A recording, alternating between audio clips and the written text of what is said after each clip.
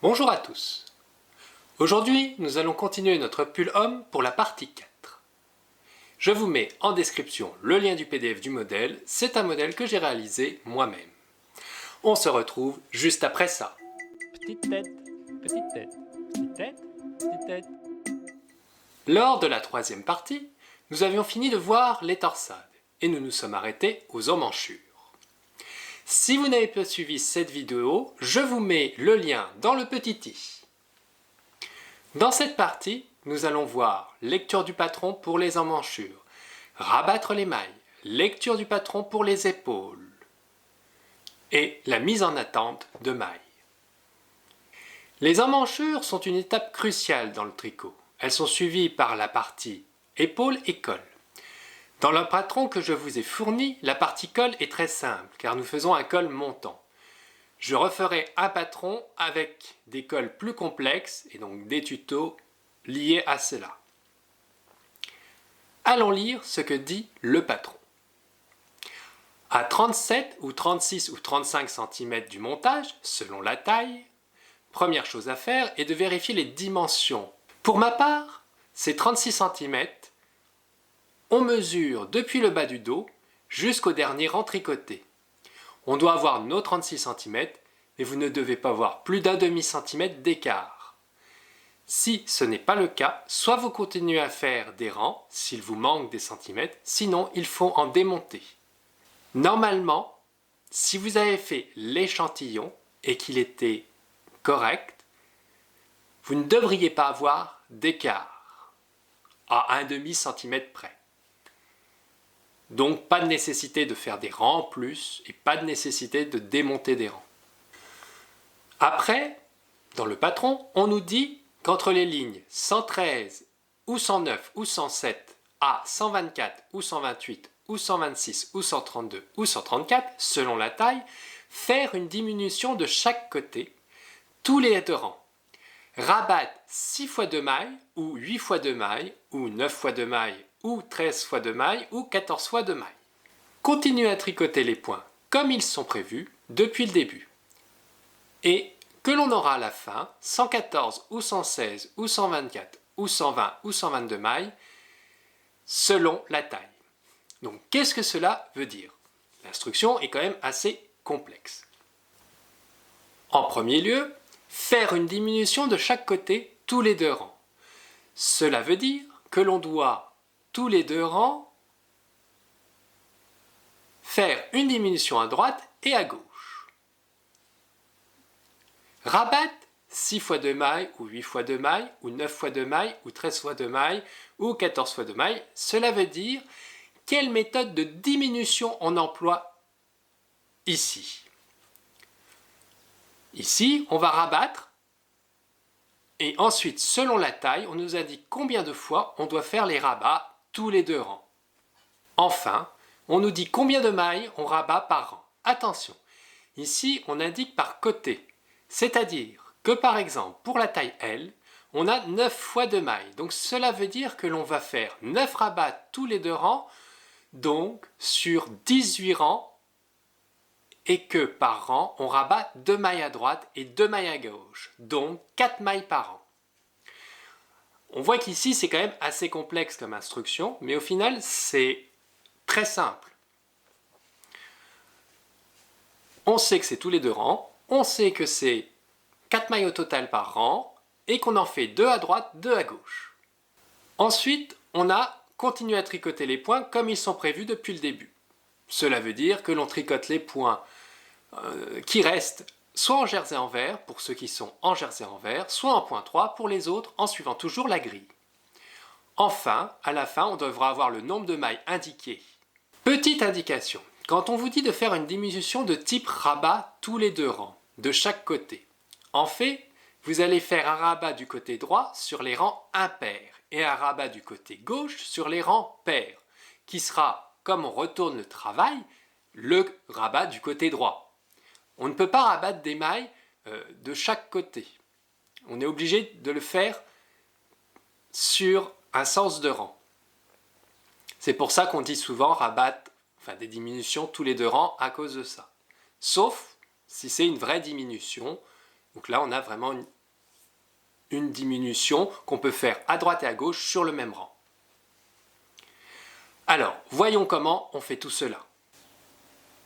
On nous a dit qu'on voulait faire des diminutions de 2 mailles par rang, enfin 4 mailles au total, par côté, de chaque côté, et de type rabat. Donc pour faire une diminution de type rabat, ça va concerner les 2 premières mailles. Enfin les 3 premières, vu que là on en veut 2. Je tricote la première maille. Je tricote la deuxième, donc à l'endroit. Hein. La première maille, je la repasse par-dessus la deuxième maille que je viens de tricoter. Donc on a fait une première maille, diminue d'une première maille, et on a rabattu. Je tricote la maille suivante et je rabats la maille précédente sur cette nouvelle maille. Et ensuite, donc on a fait 2 rabats, donc une diminution de 2 mailles, on reprend normalement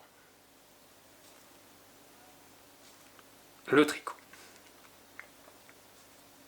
Donc là on fait le jersey envers, et quand on arrive sur le marqueur, on reprend le point 3, qu'on continue comme la grille nous l'indique, puis de nouveau le jersey envers, et on se retrouve pour le sens, dans le sens arrière du tricot pour les mailles,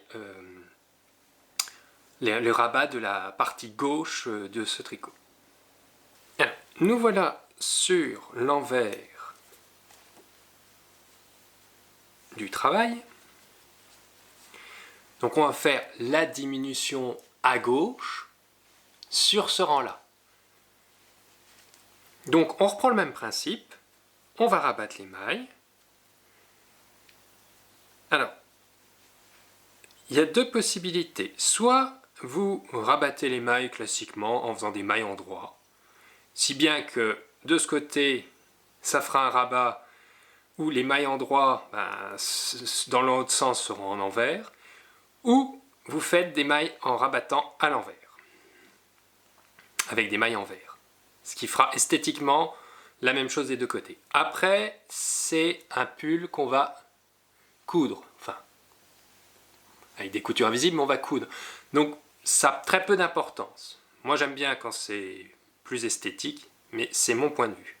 Donc, sur le de l'envers, on va faire des mailles envers. Donc, je fais une première maille envers, je fais une deuxième maille envers,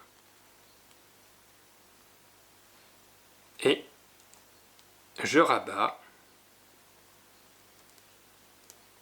la première maille sur la deuxième maille, puis je fais de nouveau une maille envers que je rabats sur la maille que je viens de faire. Ah. Ça a voulu se sauver, voilà. Donc on vient de faire une diminution encore de 2 mailles, puis après on reprend normalement le tricot avec le jersey, donc là qui est en droit vu qu'on est sur l'envers, puis le point 3 pour le rang qui nous concerne, et on se retrouve pour le rang suivant. On se retrouve sur le devant du travail, donc on continue les diminutions, puisqu'on a déjà vu, on va rabattre les mailles successivement. Maintenant que vous savez faire le rabat, vous pouvez le répéter le nombre de fois nécessaire. Si lors des rabats vous arrivez au niveau du point 3, et bien vous continuez de rabattre, et au niveau du point 3, pour le morceau qui reste, vous continuez de faire les torsades telles qu'elles sont indiquées, en ne prenant pas en compte la partie qui n'existe plus. Donc, on obtient ce que j'ai là. Donc ici, pour mon modèle, j'ai fait mes diminutions, et donc,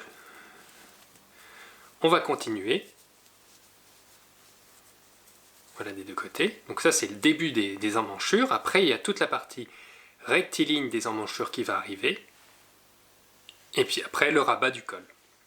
Ensuite, donc, le patron indique une particularité pour les tailles S, M, L et XL. On doit faire un rang sans diminution, puis après on reprend les rangs avec des diminutions. De type rabat, mais pas avec le même nombre de mailles à rabattre. Donc on applique la même méthode que précédemment. Ici, si on prend la taille L, on va avoir 4 fois 2 rangs où on rabat une maille. Pourquoi cette particularité? La plupart du temps, les patrons ont des instructions identiques, quelle que soit la taille. Mais il peut y avoir des différences, surtout quand on commence à faire des modèles totalement atypiques. Donc je pense que c'est plutôt bien de voir ce genre de particularité ici. Je ne l'ai pas fait exprès, c'est vraiment lors de la création du patron que j'ai eu besoin de cette différence. Une fois ces diminutions faites, on arrive à la partie où les emmanchures sont droites. C'est ce que dit le patron. Ligne 137 ou 135 à 180 ou 181 ou 184 ou 187, selon la taille. Donc on continue à tricoter les points comme ils sont prévus depuis le début. Donc c'est facile, on tricote ces rangs comme les points l'indiquent. On peut voir ici que les marqueurs aident car on sait exactement quel est le type de point à faire. Voilà à quoi ressemble le modèle une fois que vous avez fait les emmanchures. Donc on voit bien une diminution successive, puis ici, de nouveau, des rangs droits. Le motif est toujours là. Et maintenant, on arrive donc aux épaules. Attention, dans les patrons, quand on arrive aux épaules, il faut aussi lire les instructions de l'encolure, car elle se fait en même temps. Donc, toujours lire les deux avant de faire les épaules. Ici, l'encolure se fait en dernier. Il n'y a donc pas besoin de s'en soucier, car ce n'est pas une encolure ni en V, ni en rond. Dans les encolures en V, c'est même plutôt qu'il faut s'en soucier, c'est directement quand on commence les emmanchures. Nous verrons ça dans d'autres patrons que nous pourrons faire. Le patron dit on doit être à 23 ou 25 ou 27 cm de hauteur des emmanchures, selon la taille. On vérifie la mesure encore une fois. Mais normalement, si tout est bon, déjà avant, vous ne devriez pas avoir de problème, les dimensions seront correctes. Le patron indique ensuite que l'on va faire des diminutions de chaque côté, comme précédemment. Mais il y a une différence entre les instructions. On a 1 fois 8 mailles plus 2 fois 9 mailles, ou 2 fois 9 mailles plus 1 fois 10 mailles, ou 2 fois 7 mailles plus 2 fois 8 mailles, ou 2 fois 7 mailles plus 2 fois 8 mailles, ou 2 fois 8 mailles plus 2 fois 7 mailles, selon la taille. Cela veut dire que l'on va déjà faire, par exemple pour la taille L, 2 fois tous les 2 rangs un rabat de 7 mailles de chaque côté. Puis 2 fois tous les 2 rangs, un rabat de 8 mailles de chaque côté. En fait, on peut avoir plusieurs fois des plus en fonction du besoin. Cela simplifie l'écriture des diminutions. On va voir cela. On va rabattre les mailles. Alors, dans mon cas, vu que c'est un modèle personnalisé, je dois déjà rabattre 1 fois 10 mailles. Comme on est sur l'envers ici, et on va les rabattre en les tricotant à l'envers, ce qui permet d'avoir une homogénéité dans les rabats. Donc vous vous rappelez comment on rabat, on tricote les mailles successives et on prend la maille qu'on a tricotée avant, que l'on passe par-dessus la maille précédente. Quand on rabat pour les encolures ou pour les épaules, on nous dit souvent de rabattre souplement. Rabattre souplement, ça veut dire qu'il faut qu'on laisse le fil assez souple, assez lâche, pour que, en fait, il y ait pas les mailles ne se resserrent pas, et que ça laisse une tension suffisamment lâche au niveau de l'encolure. Mais il ne faut pas être trop lâche non plus, parce qu'après ça va faire des gros trous.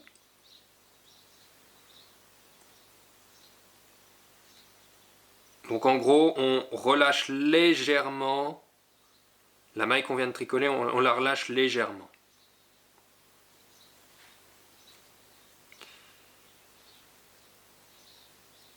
Donc vu que je n'ai pas compté, ça va être embêtant.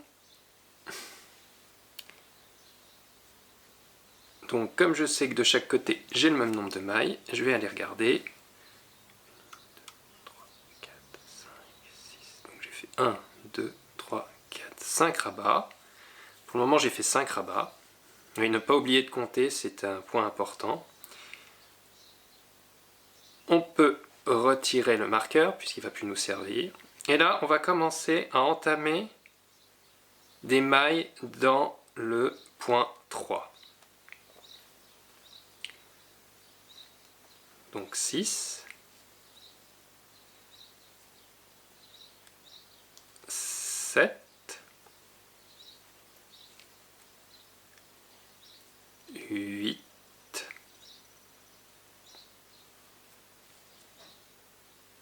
9, et encore une, 10. On a rabattu nos 10 mailles. Donc après, on continue le point normalement. Par contre, là, il faut faire attention, parce que du coup, on a moins de mailles sur notre modèle de point 3. Donc il faut bien faire gaffe à reprendre et à éliminer les mailles qui sont là.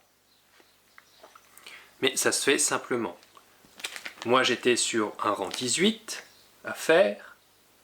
Bon, coup de bol, 18, on tricote les mailles comme elles se présentent. Donc on ne se posera pas de questions. On verra sur le retour comment on fait, puisqu'il faut que je rabatte aussi 10 mailles de l'autre côté. Et donc je vous montrerai de l'autre côté comment on fait. On se retrouve une fois que j'arrive sur l'autre côté. On se retrouve pour l'autre partie de la diminution, puisqu'on doit faire de chaque côté. Donc, ce coup-ci, sur ce rang, on va faire en endroit. Donc, on en fait toujours 10 pour mon cas. Pas trop serré.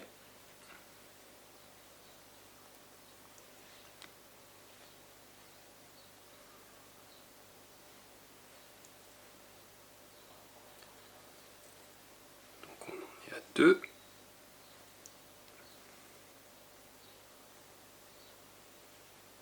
3,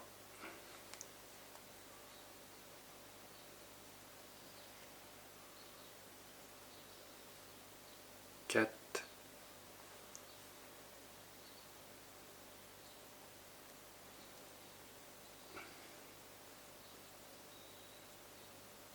5. On défait le marqueur.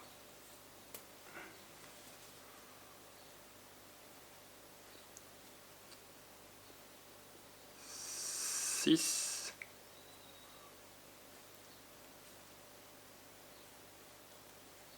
7, 8, 9 et 10. Donc là, on a fait notre 10 autres diminutions.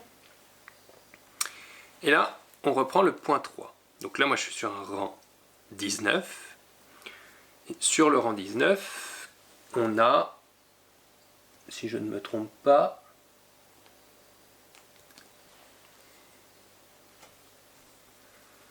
une maille qui va commencer à se croiser. Donc, on fait celle-là. Donc en fait, on a perdu sur le...